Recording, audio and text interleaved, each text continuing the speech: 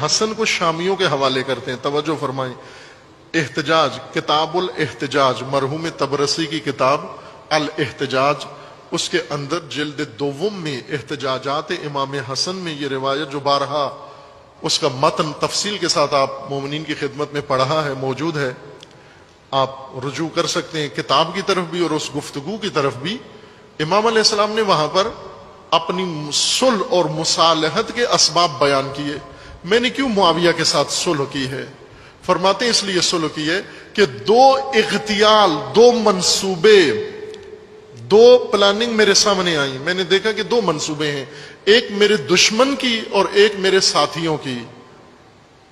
وہ ہا کہہ کر میں نے کئی عرصے تک سینسر کر کے یہ روایت پڑھی ہے.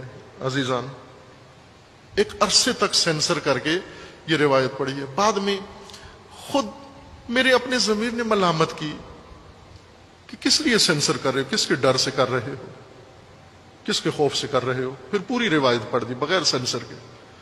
جیسی امام حسن نے فرمائی تھی ویسی کئی دفعہ پڑھی ہے وہ روایت. وہ جملہ کیا تھا؟ یہیں پر اس روایت میں تھا ہا سے آگے جرت نہیں ہو رہی تھی پہلے مجھے پڑھنے کے لیے، لیکن پھر پڑھ دی وہ روایت. وہ کیا تھی؟ الذین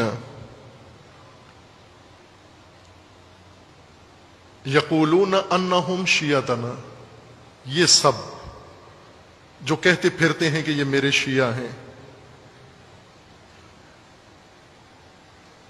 پھر ان کا اغتیال، ان کا منصوبہ، ان کا دام فریب میرے سامنے آیا کہ یہ کیا سوچ رہے ہیں. پھر میں نے ان کا منصوبہ سوچا کہ یہ کیا سوچ رہے ہیں.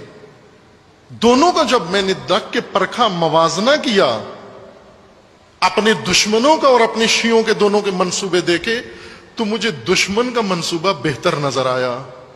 کیوں؟